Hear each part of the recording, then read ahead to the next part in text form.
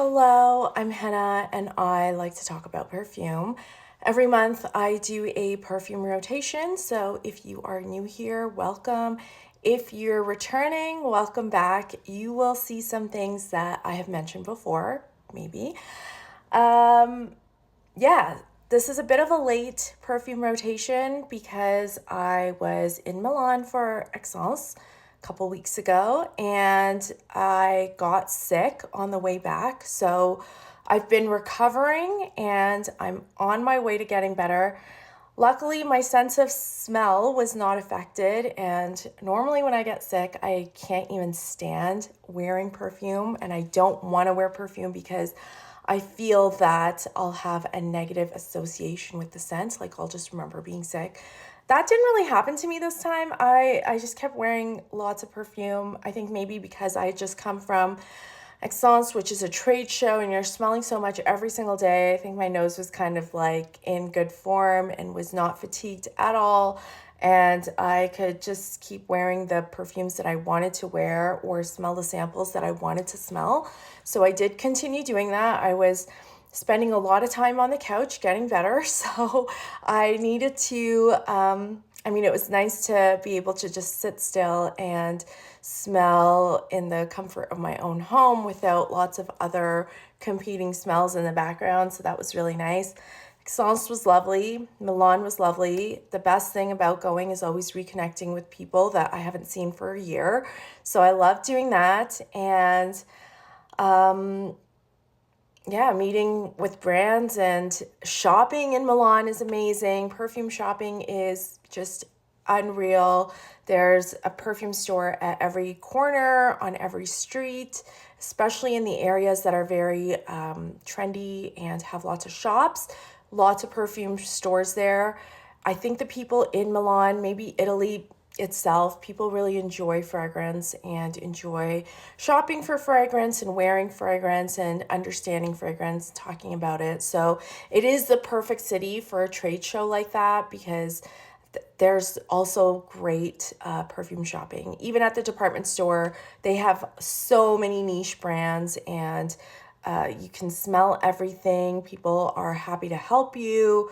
If you shop at department stores, there's always tons and tons of samples and freebies, and the service is just above and beyond, way better than shopping in Canada. You get literally nothing. I think last time I shopped at a department store, I spent like $500 and got like 2 little branded samples. So even if I don't buy a lot, I just love that I can smell everything. You can get a lot of stuff here now. I mean, you can order pretty much anything you want anywhere in the world, but it's nice to just see the whole brand, experience it, run into things that you might not have run into before, and not have to buy anything. You can just smell it and enjoy it and then walk away. So that's always nice.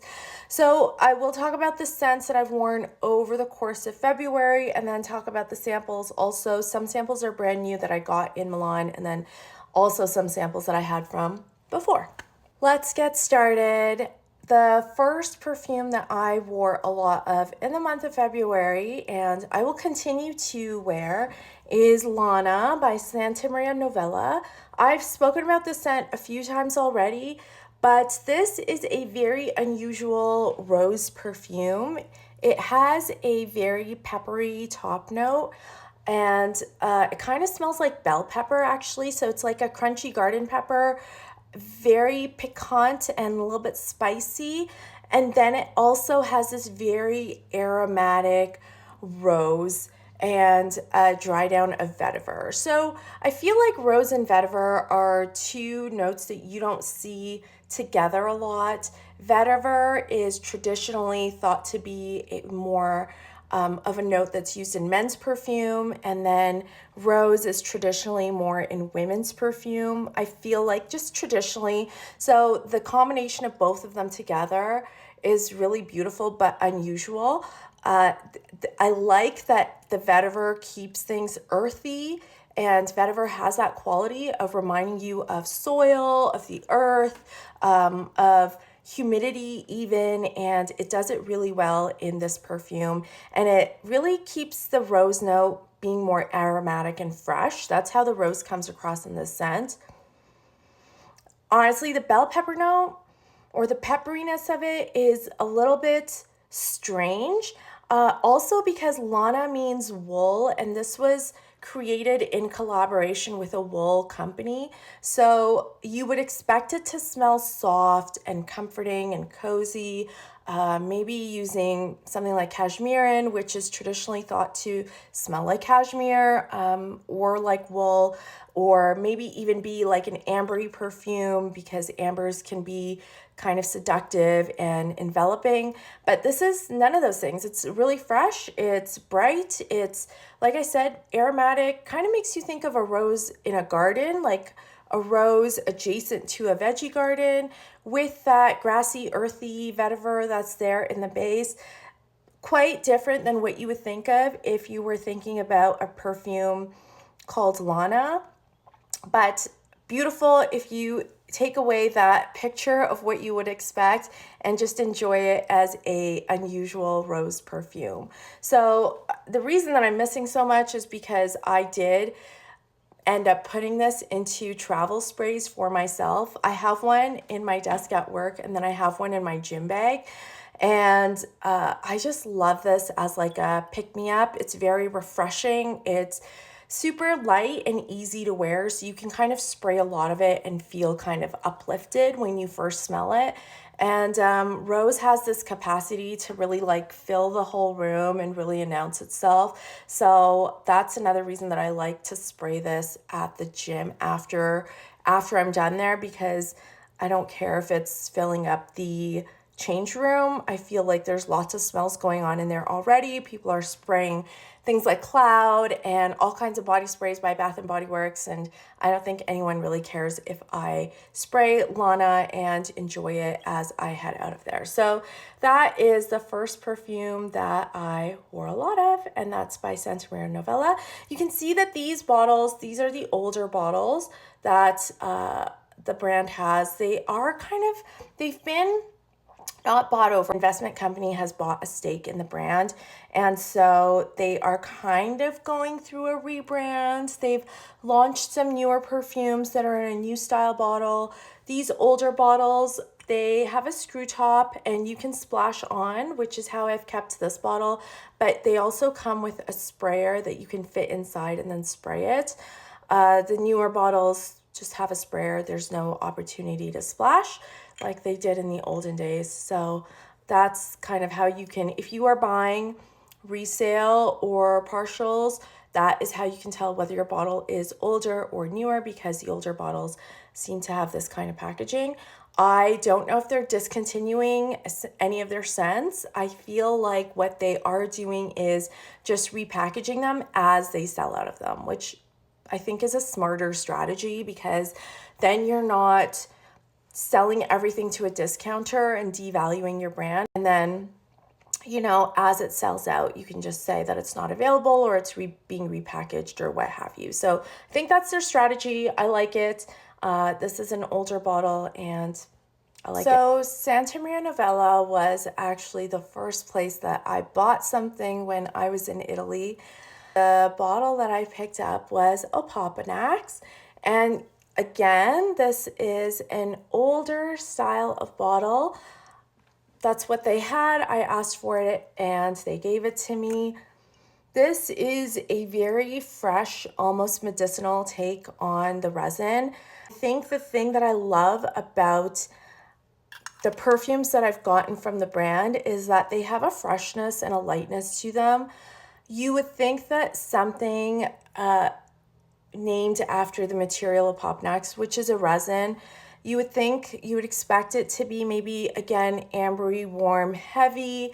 Maybe that's the newer style of perfume, but Opoponax is just bright and herbal, and again, it's more aromatic. The dry down is drier, and that's where you can smell more of the kind of cinnamon-like qualities of Opoponax, but it's not really an ambery perfume. I wouldn't describe it as being ambery.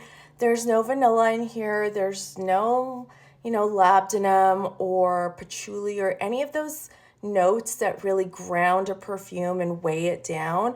So this stays really light and fresh, and again, very, very uplifting when I wear it. So this was the first bottle that I bought there. I bought just 2 things, and this was one of them. And I've been loving wearing it ever since I got back. It's just got this really addictive medicine kind of smell to it, like almost like a tiger balm, or not necessarily camphorous, but something that is herbal and kind of like a natural medicine, like a natural cough syrup or something like that, where you know that it's good for you and you're taking it because you have to, but you also really like it. That's kind of what it reminds me of. So that is Opoponax by Santa Maria Novella. You can see that I did put the sprayer in this bottle just so it would be easier to put on. I was a little bit worried about the color of this juice. I didn't want it to stain any of my white clothes, so I put the sprayer in so I wouldn't, splash on too much. So that was the first bottle that I bought there. Moving on, before I went to Italy, I did the unexpected, and I did add a couple of new things to my perfume wardrobe. Maybe not the expected thing to do before you go to a perfume conference or to a city that has lots of perfume shopping opportunities. However, this next bottle is a scent that I sampled heavily, and I finished my sample, and I still was intrigued enough by it that I wanted to smell it. Like, I liked it, of course, which is why my sample was finished, but I was just really interested in smelling it again and thinking about it again. So that perfume is Oud and Musc by Cartier. This is part of a whole line of scents by the brand that is focused on the material of oud. I don't know if they're using a real oud or a fake oud. I'm not going to pretend that I can necessarily smell a difference. But to my nose, this does smell very naturalistic. It's not screechy. It's not harsh. It's got some of the dirtier, animalistic, fecal aspects of oud. It's like a little bit barnyardy, but not so much. I think it's just dosed appropriately. So it's not so much that it's very off-putting. And I've smelled Oud and Vanille. Oud and Santal is super popular. But Oud and Musc was the one that I just could not get enough of. There's an animalic musk paired with an animalic oud.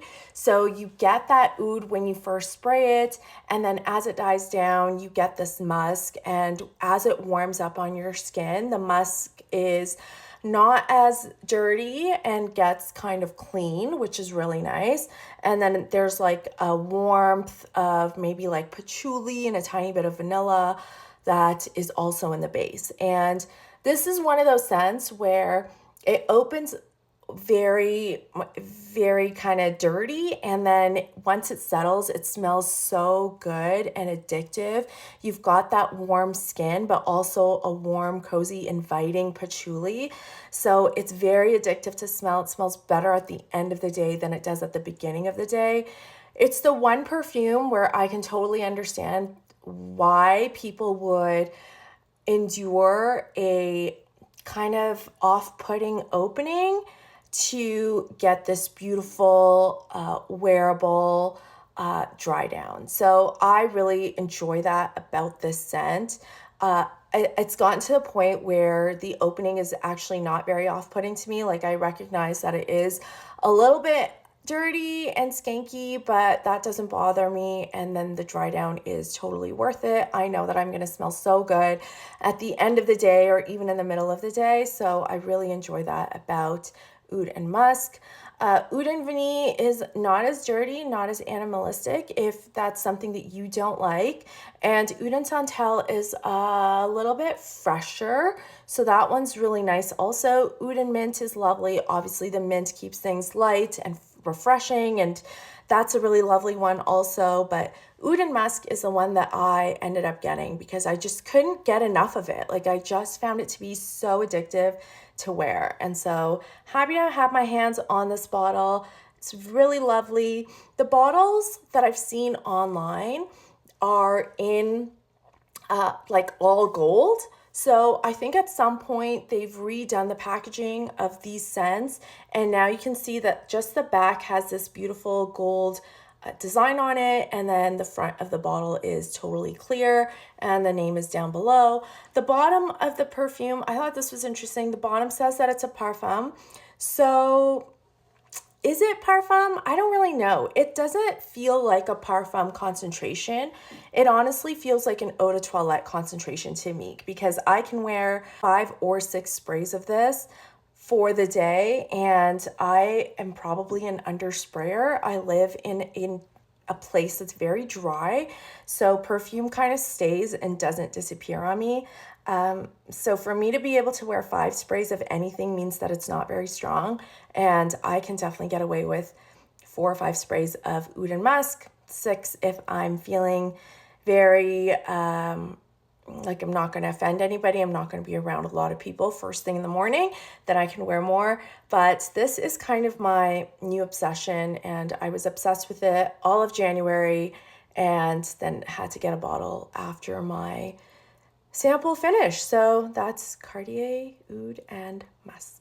The other bottle that I picked up, and this is a used partial, but I just could not resist. I found a bottle of YSL Opium. This is a vintage bottle. It's a splash. You can see the color of the juice right there. I have actually worn lots of opium in my life. I feel like I had a bottle in university that someone gifted me. I know I didn't buy it on my own. I think it was a gift, and I kind of wanted to finish it.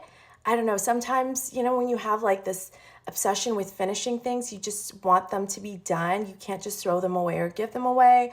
I really appreciated that it was a gift, so I didn't want to just get rid of it. So I really tried to finish it, and I would wear opium. I forced myself to wear it.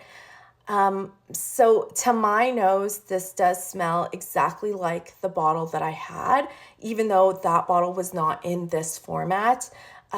It's spicy, it's got cinnamon and resins, and it's just so rich. Like, it smells rich. It smells like a life lived. It's heavy, it's sure of itself. This is for the person that does not like to blend in. They do not like to smell basic. They want to smell like they know who they are. That person can wear Opium by YSL. I did remember that Luca Turin had compared Amouage Fate Woman to Opium, and I can definitely see the similarities, especially in the dry down. So if you love Fate and are always looking for a bottle of Fate, which is impossible to find, it's been discontinued, and used older bottles are just not really that common, then you might have better luck looking for a bottle of older vintage Opium, because they do smell a little bit similar. I'll say that Fate is more potent, more powdery. It's even richer than this version. It's almost not as spicy, because this feels clearer in the spice that comes across, whereas I feel like Fate is a little bit clouded by all the powder that's in it. Fate definitely smells more modern, and Opium does smell like it's from a different time. So I like them both. I have a reason for having both of them. I would wear them at different times. Fate is almost more casual, and Opium is a little bit more formal. I would wear Opium for special occasions, and Fate I would wear for a special occasion where I'm going to be by myself. So that's the difference between the two of them. I really just bought it for the scent memory, and I'm so glad that I did, because now I'm at a point where I can totally wear Opium and pull it off and appreciate it for what it is. Of course, having smelled so much perfume and being thoughtful about what I'm wearing makes me experience things differently, where I can unpack it a little bit in my head. I wish I still had that bottle. I wish I had held on to it, but I have this in the meanwhile, and I love it. I'm very interested in finding other versions of this scent, maybe even later versions. So that's Opium by YSL. Okay, I feel like I'm running out of time, so let's move on to some of the samples that I have been wearing, and some of these are new, but one of them is old. The older one is this Balmain hair perfume. This is the version. Actually, it's not even hair perfume. It's just the Balmain fragrance. That's what it's called. Really beautiful, powdery, lavender, vanilla scent. I love this perfume line. The hair scents are unreal. Cardamom is great. Ginger is really good. Vetiver is a little bit more masculine, so not really my favorite of the whole line, but they all have this dry, powdery vanilla in the base, and that is consistent. So I've mentioned these before, and I just get another sample every time I go get my hair done. So mentioning it again, I've worn a ton of this, will continue to wear it. That's the Balmain fragrance. The other one that I've been testing out is Nicolai Fig Tea. I was gifted a whole bunch of Nicolai samples at their booth at Esxence. They were very, very generous with the sampling, so that was nice. I smelled everything. Fig tea was one that I really enjoyed. It's very refreshing and has like a citrusy opening and then like a dry tea and in the background. Maybe one of my favorite tea notes that I've smelled recently. So the other perfume that I really enjoy is Bizzaria by Santa Maria Novella. Again, this is a sample that I got, and this is a really good grapefruit. It's a very, very long-lasting, potent citrus. Citruses are really hard to make long-lasting because by their nature, they oxidize very quickly. But Bizzaria just sticks around. It's not overly musky and clean like some of the other ones in this new line are. Also not overly floral, so I think it kind of leans unisex instead of being too feminine. Super easy to wear, and one that's nice to wear when it gets a little bit warmer, so I am sampling that. I also got a couple of samples when I was at Parfums d'Empire. I think last year I got back and I was obsessed with Les Indomptables because I had a really great experience smelling all the raw materials and then talking to the owners, and they were lovely. So I was really excited about that brand when I came back.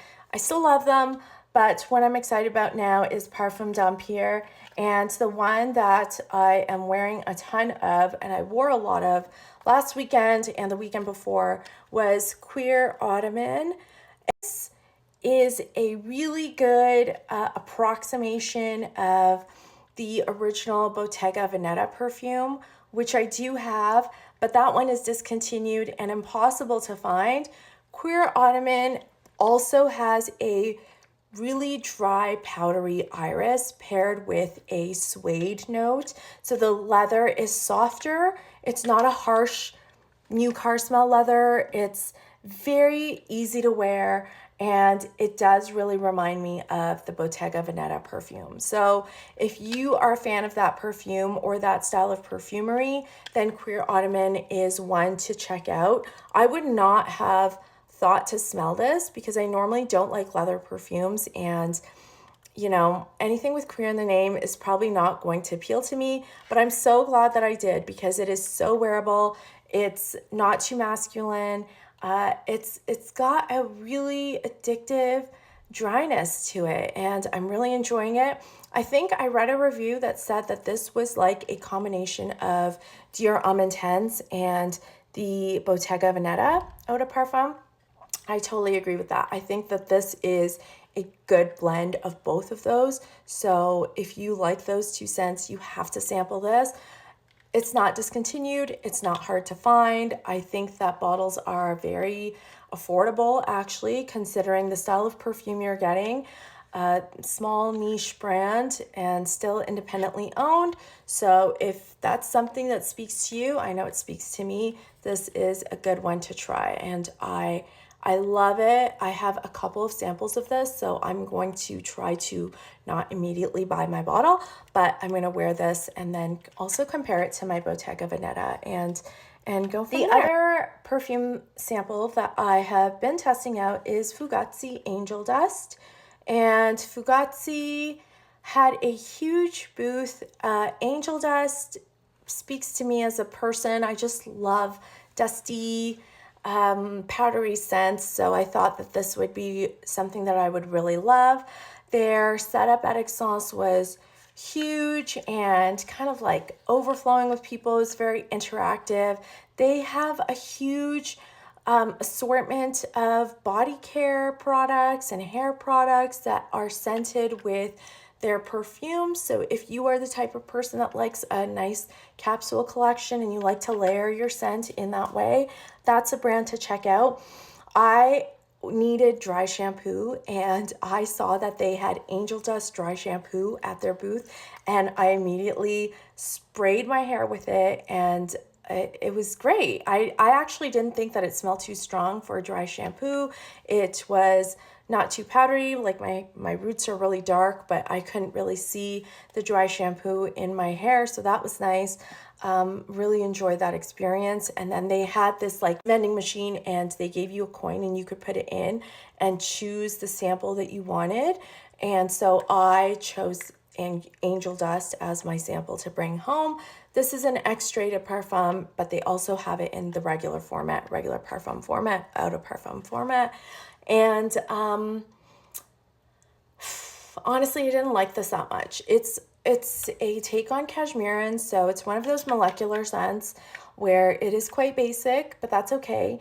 It is powdery. It is a little bit sweet. It does make you think of Angel Dust or like powdered sugar, but I just found it to be a little bit screechy, and it's very basic. It doesn't have any complexity to it. It doesn't change as you wear it. It doesn't warm up on your skin.